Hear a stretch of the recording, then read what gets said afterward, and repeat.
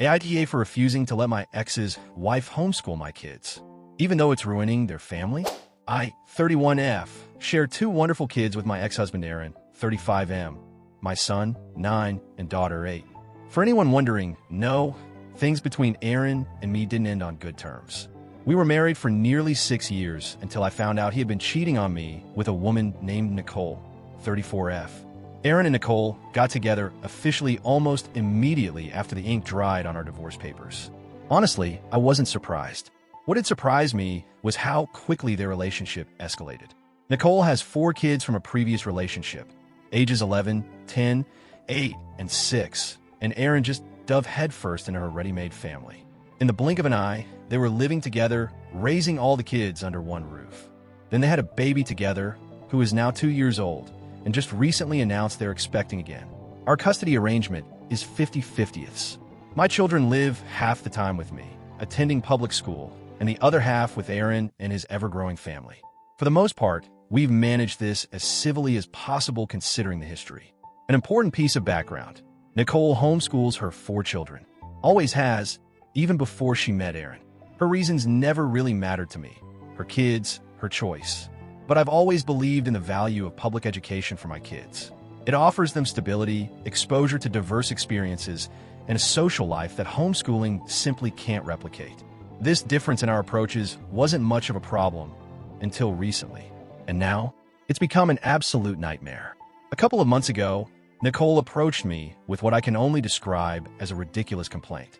She claimed that it was unfair for my children to attend public school while her children were homeschooled. Apparently, her kids had started asking why their step-siblings got to go to school with friends, do field trips, and have all these structured school experiences while they were stuck at home. She explained that the disparity was causing problems in her household. Her children were feeling jealous and left out, which made parenting harder for her and was causing tension among all the kids. She wrapped it up by saying something like, "We need to create consistency for the sake of the whole family." I was stunned. I told her plainly, "This isn't my problem. You chose homeschooling for your kids. I chose public school for mine. Blended families don't mean everyone has to live exactly the same." But Nicole wasn't letting it go. She kept pushing, saying that my kids going to school was disruptive to the structure she was trying to build. I brushed it off at first, assuming it was a one-time overstep. Oh, how wrong I was. Not long after Nicole's conversation, Aaron jumped into the ring. He texted me, called me, cornered me during drop-offs, all with the same agenda. "Can you please consider homeschooling? Just think about it. It would make everything smoother for everyone." I gave him the same answer every time. No. Things took a turn for the worse when I found out Aaron had asked our children how they felt about it, without talking to me first. My kids came home visibly anxious, asking me if they were going to have to stop going to school and stay home like their step-siblings. I could see how scared they were. My daughter, who's always been a social butterfly, was almost in tears asking, "Mom, I don't want to leave my friends. Are they going to make me stay home forever?" I reassured both of them right away. "You're staying in your school. Nobody is taking you away from your friends, your teachers, or your classroom." After that, I confronted Aaron and told him to leave the kids out of this.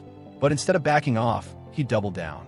The next bombshell was Aaron and Nicole's solution. They wanted Nicole herself to homeschool my children along with hers. I was absolutely floored. I made it clear, firmly, that this was not up for discussion. But seeing how relentless they were being, I decided it was time to bring in my lawyer. My lawyer drafted a formal letter outlining my explicit refusal to allow Nicole, or anyone else, to homeschool my children. He also started documenting everything. Every text, every phone call, every interaction related to this issue. Aaron and Nicole were furious. So furious that they actually consulted their own lawyer to see if they could take me to court and force me to allow homeschooling. Here's the best part. Their lawyer told them straight to their faces that they had no case. Education decisions are shared legal custody, and without a compelling reason, like abuse, neglect, or failure of the school system, a judge would never side with them. Aaron was so angry that he called me to rant, and in doing so, inadvertently gave me even more documented proof of their harassment and attempts to override my parental rights. "Thanks, Aaron." Of course, you'd think after being shut down legally, they would back off. Nope. Instead, they pivoted their strategy. Now the narrative is that I'm trying to hurt their family. According to them, I'm deliberately sabotaging Nicole's role in my children's lives. preventing the step-siblings from bonding, creating instability and division in their home. Nicole even had the audacity to tell me, "You're choosing strangers, teachers, over family." To which I replied, "No, I'm choosing what's best for my children. Full stop." I laid out my reasons again and again. The kids love their school. They don't want to be homeschooled. I don't trust Nicole to manage their education. I believe in the value of public education.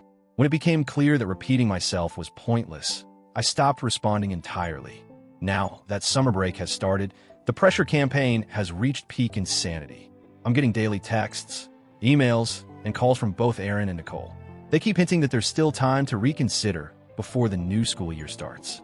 They're acting like sending the kids back to school in September would be some huge betrayal. Every conversation is some variation of, "You're breaking up the family dynamics." It's confusing for younger siblings. Nicole just wants to include them. "You're being cruel by refusing." It's exhausting. I've blocked them multiple times only for them to find other ways to contact me. Let me be clear. The kids are going back to public school in September. This is non-negotiable.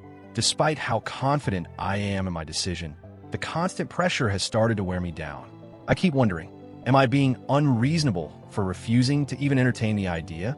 Am I really just doing this to spite Nicole and Aaron, like they claim?